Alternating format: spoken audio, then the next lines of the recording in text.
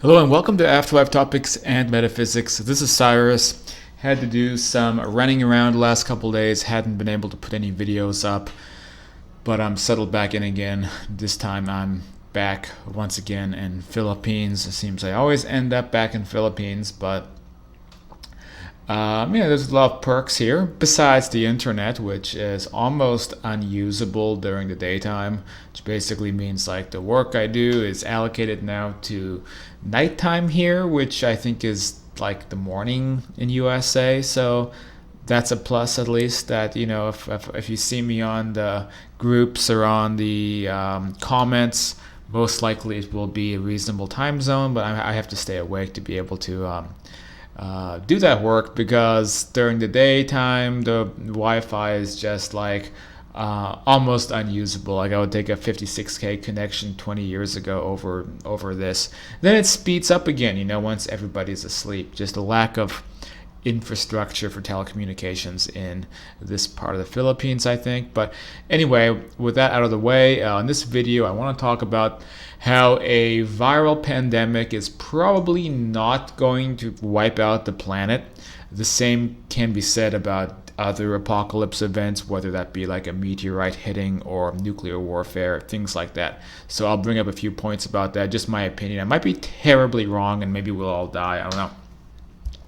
But at least from the kind of spiritual vantage point and what we talk about here. So for those of you who want to see the world burn, maybe that's bad news. I know some of you guys are out there, even people who watch this channel, who want to see everything die, a bit like that song from Tool, if you remember that, like I'll see you down in Arizona Bay after California gets washed away by a tidal wave.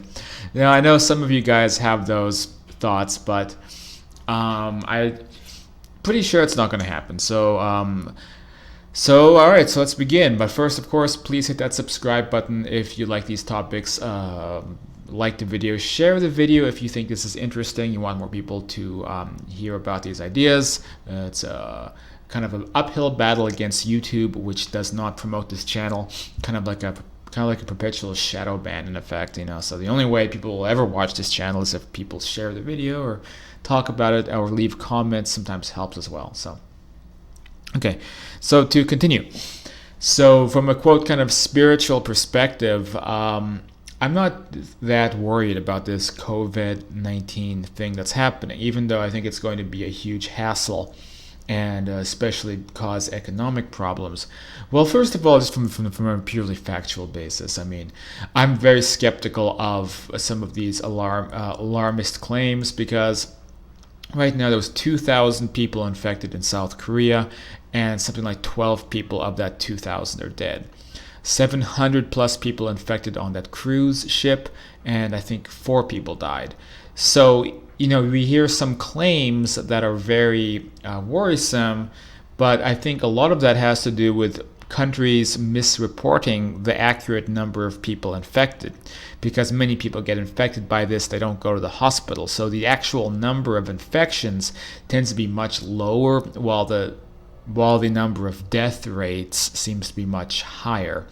So for that reason alone, I think it's kind of ridiculous for people to be freaking out and raiding supermarkets like they're doing in Italy right now. But there is something that people were warning about, which is the idea that it could mutate into something akin to the bird flu. And if that happened, the mortality rate would spike from what it's at right now, which looks like about 0.4% to, I don't know, 50 or 60%.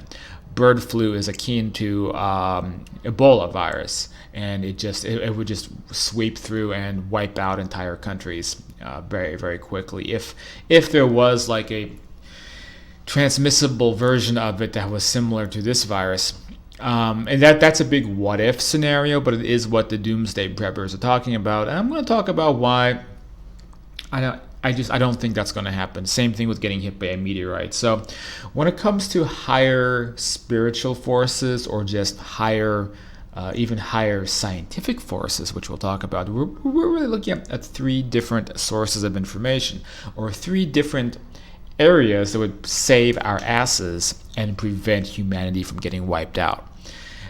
So the first is what we talk about in this channel, which is higher dimensional planes of existence, what we call like a spirit world, for example. And of course, in my opinion, this has been completely proven at this point through a huge amount of objective data, objective evidence, and things like that. So there's a lot of everything we talk about in this channel, whether it's everybody's personal experiences or just a huge amount of verifiable mediumship resources and scientific experiments, basically proving communications with people, entities from a higher dimensional wavelength. Now, I call this the astral plane. What we talk about here is it's like a neighboring higher dimensional civilization, very much a continuation of this civilization and this planet. So it's very, very apparent that they don't allow a certain level of influence on this planet. They don't want to interfere with our free will. They don't just, same with ETs. They don't materialize in the White House and be like, we are the delegates from the astral dimension. Like, they don't do that, and that would never happen for logical, obvious reasons. One is that it would interfere with our free will. They would have an unfair level of power over us. So what they do is what any advanced higher civilization would do, is that they let us live our lives, make our choices, make our free will, and provide guidance if or when they can. Now, when it comes, so I think this applies, 99% of the time, but logically, the rules would be bent if there was something that was threatening to wipe out the entire human experiment itself, and wipe us off the planet.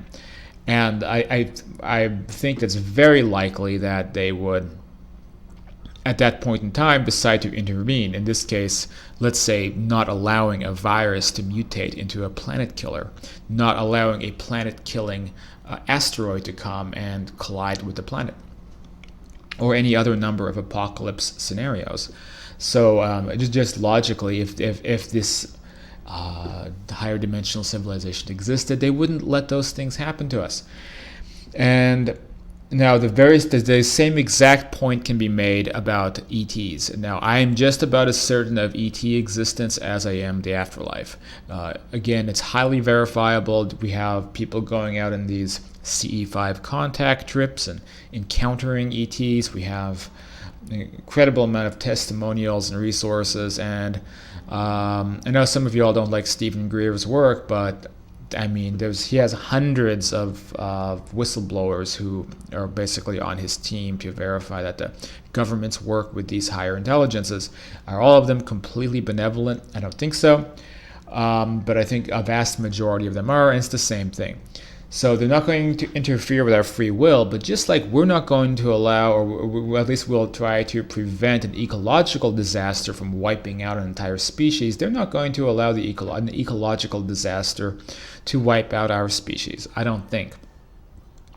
It doesn't seem like that would, make any sense. And then if you go into like these channeled messages, which I put a lot less credibility into, but I've heard this stated in some of these works about how they, would only interfere with us up to a certain, they wouldn't interfere with us up to a certain point when it was absolutely necessary to prevent a catastrophe. If you want to go into all the Wilcockian stuff, which again, I don't put to that much level of credibility, but I think there could be something to some of that.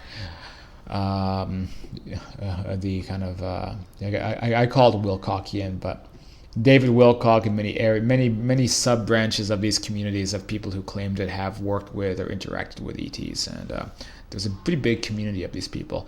But anyway, but I think just putting those people aside, just logically speaking, if there were ETs and they were benevolent and they had higher intelligence, they wouldn't just watch as humanity was wiped out because of bad luck. I don't think that they would let that happen. Now, I think another factor about that is also, I really think this COVID-19 situation, we're looking at a organically engineered virus that came out of this laboratory in Wuhan. So that's another factor. They're not going to let one idiot, like maybe if it was a completely natural phenomenon, these higher powers might think, well, we have to let nature take its course, which is pretty controversial, but we don't know how they're thinking. Maybe that could be an excuse. But if it's a man-made phenomenon, then I don't think that's the case. And evidence in point is that we see how ETs routinely interfere with nuclear launches, nuclear tests, and things like that. They don't want to see us wipe ourselves and the planet out with nuclear missiles. So they come and they disarm them. It's one of the more well documented elements of the ET phenomenon. When there's going to be a nuclear launch, they come and buzz over and deactivate them. I think I even read that at Roswell, New Mexico, like this is where they were about to jump into nuclear testing. That may have been why there were UFOs over Roswell that time. Then we shot one down. They were coming over to deactivate our nuclear missiles because, again, they're like, look, we'll let you do whatever you want and let you lead your lives, and you can learn and do, and be on your own path up until this point when you're going to do something really, really stupid like launch nuclear missiles, or when some idiot government bioengineers a virus, probably for warfare purposes, and then it breaks out from the lab and threatens the entire planet. Again, I don't see higher powers allowing that to take effect. So the third higher power isn't, we could call it a higher power, but it's when rather, it's the concept that our own civilization has much, much more advanced factions. When we go into the secret space program stuff, which I've talked about on this channel. Again, there is legit evidence that we have basically taken ET technology and built ourselves up in space, but for various political reasons, we can't reveal this to the public because people will go crazy. Not only will people maybe panic or go crazy revealing that, we're not alone and we have all these cool spacecraft, it would destroy the oil and gas, coal industries. It would probably destroy the pharmaceutical industries because we have all this advanced technology, but there's a blockade going on because these very, very powerful factions would go bankrupt. Then we don't reveal this to the public. So for more about this, I'd suggest there's Michael Sala's work, various books about, like, for example, inside the U.S. Air Force's secret space program, the Navy's secret space program. He has a book about that. Many other resources. William Tompkins' work. At least many of his interviews before he passed away. Again, high-ranking naval engineer. And he came forward before he passed away to reveal that, yes, all of that information was true, that he helped design spaceships that were implementing kind of anti-gravity technology, and those are still in use today. So testimonials from pretty credible people. The point is, if any of that is true, then we have advanced access to technology that the common people don't know about, which would mean, again, we would not allow a viral plague to come and wipe us out because we would have the technology to, eradicate that or to neutralize it or prevent it from mutating and whatever. Now, so taking all this into consideration, if COVID-19 did mutate into something equivalent to bird flu and then wiped out the planet, that would be a case that either none of these higher powers truly exist or none of these higher powers truly care about us. And if none of these higher powers truly care about us, then I guess what's the point anyway? Because I don't think we would ever, without assistance from above, I don't think we'll ever be able to make it through, make it through the next 1,000 years at this pace. I think we have to have some kind of assistance to help us out. And if they really don't give a crap, then we're all in big trouble. There's a fourth thing, even if that's the case, that we saw recently how collective meditation around the world caused unprecedented levels of rain in Australia, to the point that it was almost too much. Australia has been having flooding problems because of the amount of rain that never happens that time of year, and it all came pouring in, corresponding to thousands of people meditating to bring the rain to try to stop the devastating wildfires. Well, that is the power of collective consciousness, how it can affect our reality. So let's say this virus did mutate and became the planet killer. I think it's possible in the age of mass communication that if we got 40, 50,000, 100,000, a million people mass meditating, and it's all we have to do is affect something on almost a quantum level, which is the DNA of a virus, I'd be willing to bet that could knock something like that out. So there you go. A bunch of reasons to be optimistic that we're not all going to perish in some apocalyptic event. Just my opinion. Doesn't mean you shouldn't be prepared. Doesn't mean you shouldn't be ready for possible citywide quarantines. I'm probably in the worst position for that because I'm abroad living in Asia. I might just decide to swing back to the USA at some point soon if things get out of hand. But at the moment, it shouldn't be anything that humanity cannot deal with, and probably nothing to be too concerned about. Ultimately, I think it'll pass, especially as warmer weather hits.